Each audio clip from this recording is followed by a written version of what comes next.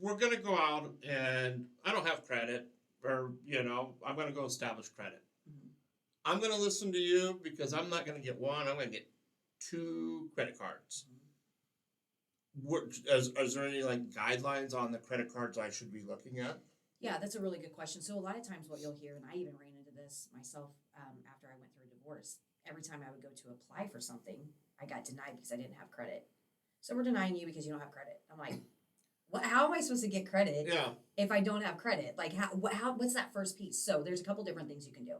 With credit cards, one of the things you can do is you can become an authorized user to a family member's card or maybe a significant other. Okay. What that does is that gives you instant history. So let's say, you're looking to establish credit. I'm your aunt. Okay. You come to me and you're like, Aunt Janna, I'm trying to establish my credit. I need to do something here. Can I become an authorized user on your credit card? My answer is going to be yeah. I love my nephew, right? So now here's the thing: when you are adding someone as an authorized user, let's say I'm the one with the card. These are the things that I need to think about. First of all, when you add someone as an authorized user, if you give them that card, they do have every right to spend money on it. Okay. And if they don't pay it, it's going to damage your credit. Oh boy. Okay. So when you're an authorized user, you really don't have the responsibility of paying it. So what I always advise people is when you allow someone to become an authorized user, which is a lovely thing to do. I wouldn't go over to your neighbor's house. Like, hey, Jim, what's going on? Love your dog. Is there any way I could be an authorized user? I mean, you could, but I just wouldn't recommend it. So I would not give the person that card just for my own safety because I'm going to protect my well-being, my financial well-being.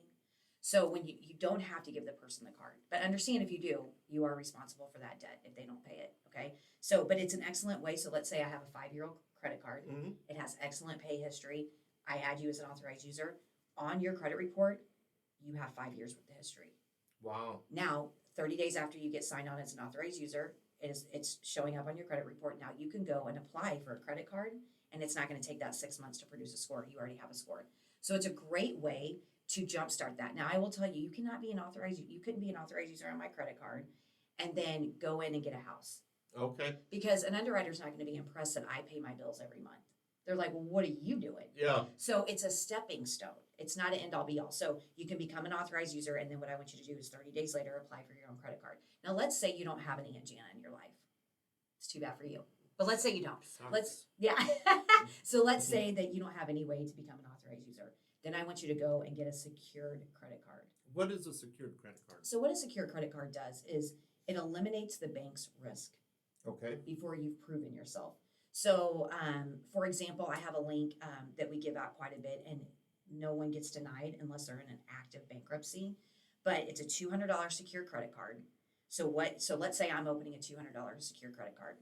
I put the $200 down, and then I get a credit card, and the limit is $200. Okay. So what I've done is I protected that bank from losing anything from me because I haven't proven my credit worthiness yet.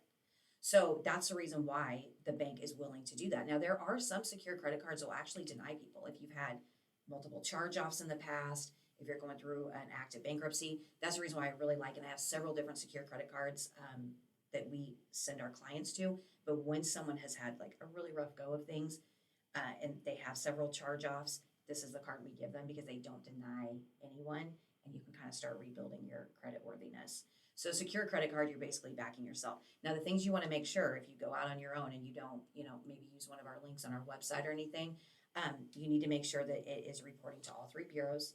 It does not do you any good if it's only reporting to 1 or 2, so be very careful about that.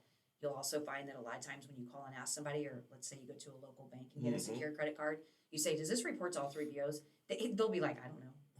So it's amazing how many, they just don't know.